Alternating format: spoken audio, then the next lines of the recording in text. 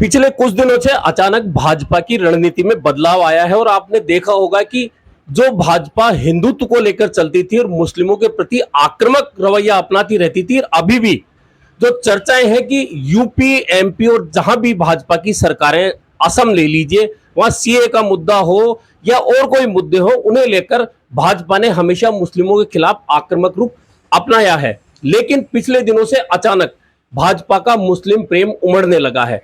खुद प्रधानमंत्री नरेंद्र मोदी पसमानदा मुस्लिमों को लुभाने के लिए बात करते हैं, बयान देते हैं। वहीं अब राजस्थान में चूंकि अब चुनाव है, ऐसे में मुस्लिम भाजपा को महत्वपूर्ण लगने लगे हैं। यही कारण है कि अभी हाल ही जेपी नड्डा जो भाजपा के अध्यक्ष हैं, उन्होंने अपनी जो राष्ट्रीय कार्यकारिणी बनाई उसमें पहली बार 2 मुस्लिमों को पदाधिकारी बनाया है, उन्हें शामिल किया है।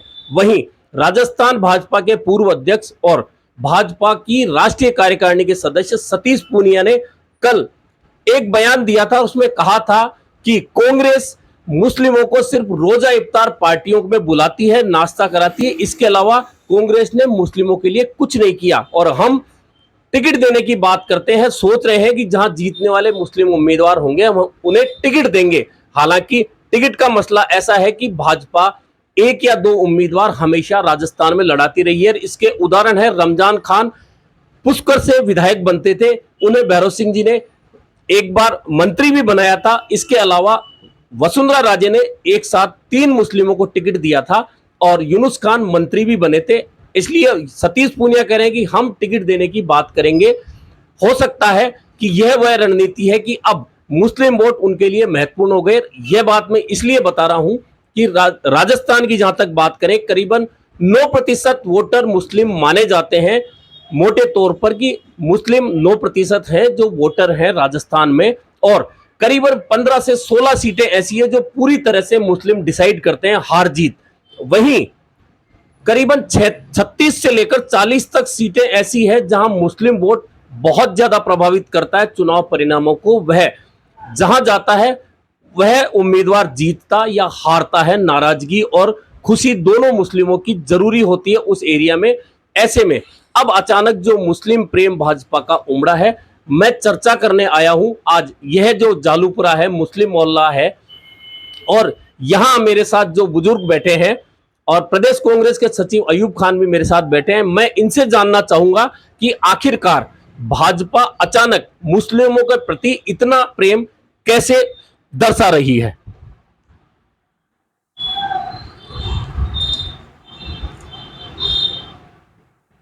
भाजपा के रवैये में ये बदलाव पिछले दिनों में जो विधानसभा चुनाव हुए हैं कर्नाटक में और हिमाचल में, वहां एक तरफा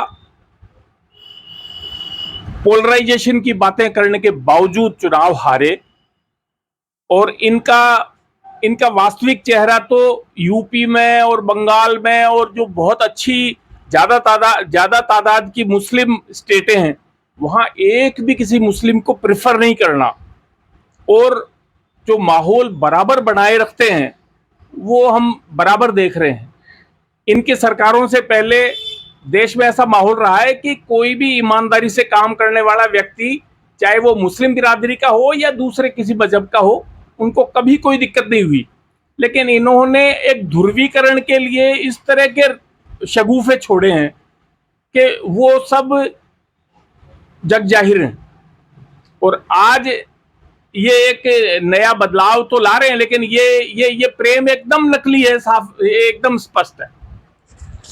तो आपने सुना कि ये प्रेम एकदम नकली है, ये कहना है प्रदेश कांग्रेस के सचिव अयूब खान का। हम और बुजुर्ग हमारे साथ बैठे हैं, उनसे पूछते हैं कि अचानक जो भाजपा का ये प्रेम उमड़ा है मुस्लिमों के प्रति, वो मुस्लिमों को टिकट देने की बात कर रहे हैं, साथ लेकर चलने की बात कर रहे हैं, क्या सोचते हैं आप? ये सिर्फ वोटों की राजनीति है।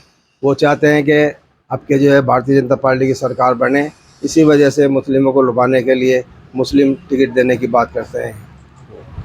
तो सुना आपने, मुस्लिमों का प्रेम सिर्फ वोटों के लिए माना जा रहा है कि उनको वोट चाहिए इसलिए मुस्लिमों को लुभा रहे हैं, मुस्लिम वोट देंगे तो राजस्थान में भाजपा की सरकार बन जाएगी, इसलिए इन्हें लुभाने की बात हो रही है।